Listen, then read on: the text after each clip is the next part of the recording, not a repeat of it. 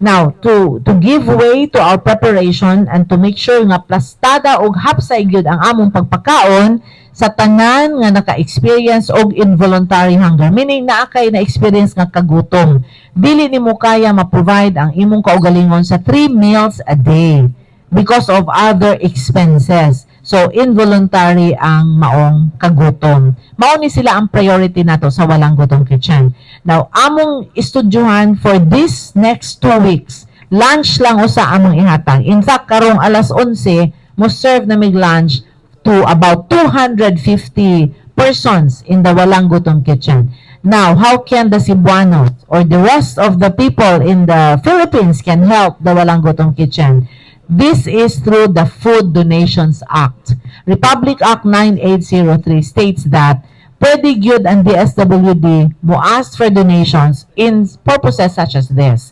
So, ang pwede nila mabuhat atong mga organizations can actually donate. We are going to post in our Facebook page and advertise about donations. So, ang donations pwede in kind. Syempre, kay kitchen siya, we would prefer that these are really food that we call them primary or secondary. So, example, pwede ang pack meals, di ba ang na mga restaurant, we wanted to work with the Restaurant, Resort, and Hotel Association.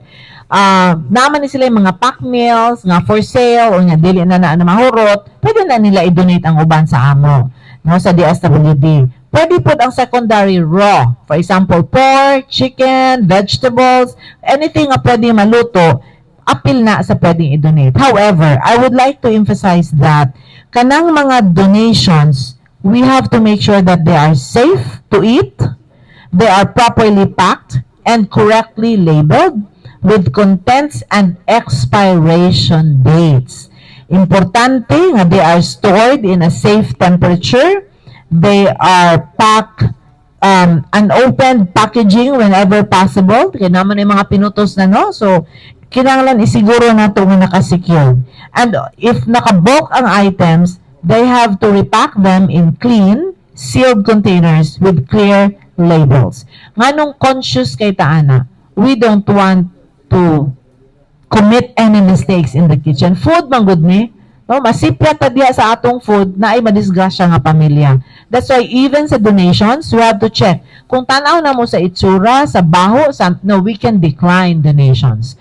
So we will do a sort of like donations drive beyond the kapihan sa PIA, but we are now asking for donors para sa food and also volunteers to become servers in the kitchen.